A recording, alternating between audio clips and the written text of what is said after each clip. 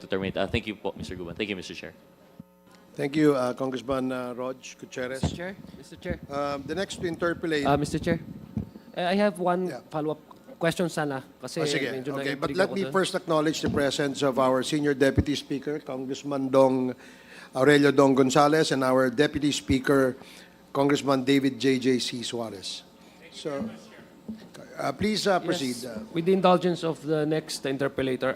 Mr. Guban, sinabi mo yung Davao Mafia and there are several calls made to the customs and you in fact said, kanina lang, I was listening, na hindi actually ang nagko-control sa BOC and Commissioner. Actually, it's the order directly from the Davao Mafia. Would you know?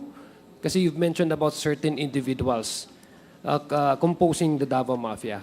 Would you know, for example, as an intelligent officer at the time, who makes these calls? Your Honor, Who basically orders things around? Your Honor, based on my experience from the call of Davao, like for example, Off mo muna yan. Sige. Okay. Try again. Try mo ulit. Wala na. Okay. Yes, hello. Okay. Ay, sorry. Before, Your Honor, I experienced during the time of Commissioner Paildon na there was an instruction directly to me na i-release mo yung container because there was call from, well, sa bibig niya nang gagaling, from Pulong in Mans. Then Commissioner called the director na get off that container because there was call. Thank you, Mr. Chair. For fairness sake, I'd like to solicit the what would be your position on that? What is your reaction that you that directly from you ordered that sat to, I don't know, kayo ba ho yung yes. I would like to request the resource person who gave the instructions to him. It was not Commissioner Faildon who gave that instruction that accordingly, based on the information you gathered, Congressman Pulong Duterte and Mans Carpio ordered the commissioner to do some things around customs. Tama po ba? Your Honor, to our director. Yes, Your Honor. It was not Commissioner Faildon. According to him, because of the call coming from the commissioner. Okay. Anyway, thank you very much, Mr. Chair. Thank you, Congressman Adyong. The next to interpolate is Congressman Paulo Ortega.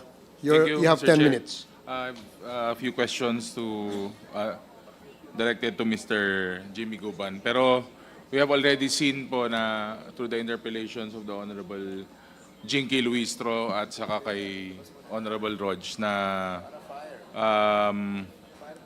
it is an automated and it is a large-scale system dedicated to battle corruption. But parang through the question and answers po kanina, parang it is an intricate system, an updating and a modernization system. Pero parang mas na-modernize yata yung corruption sa yung mga nangyayari sa loob. Kasi nga, when it's centralized, isa lang po pinapanggalingan ng order unless na ang ginagawa sana is hiwa-hiwalay po yung gaya na dating gawin nila na parang devolve po yung function. So the TARA system in itself, Sir Jimmy, parang ang dating po ng TARA system is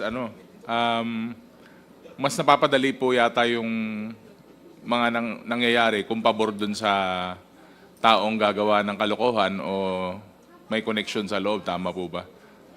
Yes, Your Honor. Mas pabor sa kanila. So parang siya, magical system po talaga. Hindi siya designed to matanggal po yung traditional na sistema. And I would believe na baka pati po itong mga magnetic lifters natin, saka mga x-ray po natin, itong magnetic lifter, yung x-ray, di siyempre, we would speculate na parang magical na rin po itong mga to. Kumbaga, depende po sa dadaan, depende po sa kliyente na papasok. Parang ganun po ba? Yes, Your Honor. Lalo pagkakaibigan na, kahit tumatagal ang container sa loob ng yarda, madali lang ulit yun i-process, tumatiming lang sila. So yan po ang... Sige po. Tuloy niyo lang. Yan po, pag dumaan po sa x-ray, pagka-enrolled na, so hindi na masyado bumubukas yung x-ray. Binibilang na lang. I'm doing this for a change, Your Honor, for reformation. Because I'm very thankful that the Honorable Commissioner has also admitted that there was really corruption. For a change, Your Honor, and for reformation. Ang TARA po ay automatic. Pag hindi ka enrolled, nahihirapan ang processor dahil naiipit minsan ang dokumento, natatagalan mailabas. Imbis na 2 days, 3 days, inaabot ng weeks, inaabot ng months. So kung enrolled ka ho sa lahat ng offices na dadaanan, and even I'm sure, kahit paano pinadadalhan din po ang legal. So, I could not tell you, Your Honor, that is the truth. I experienced that already. I have so many friends from legal. Kayang baguhin na po natin ngayon. Mawawala po yun pag isa lang ang opisina talaga tumanggi. Pag ang legal tumanggi, Your Honor, ipapuputol ko yung ulo ko. Pag nagdesisyon sila na walang lagay. Pag nandun sa kanilang dokumento. Now, that is a very big problem, Your Honor. If we want to clean the custom, let's all clean from head down the line. Dahil kung isa lang po ang unit na magkiklean, hindi po mangyayari. At hindi po yun mangyayari kung walang blazing, the Honorable Commissioner. Dahil bingi-bingihan, pero nandoon sa likod, ang kanyang kolektor. Hindi akin yan. Kanila yan. So, Your Honor, that is based on my personal experience for about 27 years in intelligence, Your Honor. And Mr. Chair, no, to manifest lang, I'm sure meron pa rin pong mga ganitong problema na existing right now with the interpellations of our chairman kanina. Sir Jimmy, would it be safe to assume na kung wala po kayo dun sa sistema na yon, sa TARA system na yon, ibig sabihin automatic listado na kayo na madidelis, yung mga part na kayo ng mga smuggler, if you're not willing to cooperate and be part of that so-called intricate na system po? Madidelay po yung proseso, Your Honor, yung dokumento mo. Or baka mamaya, mawawala pa kahit nakalads ka na, kahit computerized ngayon eh. Kung halimbawa, 1,000, Your Honor, maano ko rin po kanina yung 2.5 na kinumpute ng dalawang kagalang-galang na commissioner po. Hindi po itong 2.5 times 2,000. Ang bawat port po about 8 or 10,000 containers dyan ang lumalabas daily. So yung nakatara dyan sa about 6,000. Yung Green Lane, Super Green Lane, kahit multinational yan, in fact, nagbibigay pa yung mga facilitator yan eh. So yung TARA system po, it's about not only 27 billion, it's about 100 billion. So doon lang po yung sa isang port. Eh pag ang port pa po ng Manila International Container Port, Subic, Batangas, Davao, Cebu. So ilang ports po yun araw-araw na nawawala. That's for about 100,000 dapat po yan, Your Honor. Ang kwintadas po niyan mula sa taas pababa, it's more than 100,000, not only 30,000. 10,000, maybe sa isang unit lang yun, o sa unit lang namin yun sa CIS. Unit ng police. Mas worse, pagka ang examiner appraiser. Then of course, the Office of the Commissioner and the Office of the District Collector.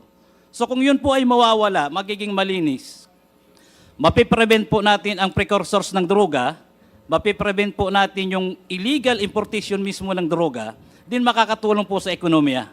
In fact, pag maganda po ang management ng custom, kahit po dollar salting, matitrace natin, then economically will improve, Your Honors. Including the agricultural products, wala pong mawawala pag wala po yung TARA. Dahil may dagdag ko po, yung import commodity clearance ay nanggagaling po yun sa ibang agency, government agency concern. Pag mayroon na po noon, nandun na po ang bilangan ng TARA. Para po makapag-import, halimbawa bigas, bibigyan ng BPI, baril, bibigyan ng PNP. So lahat po yun kasi, all it involves money pagdating po sa customs.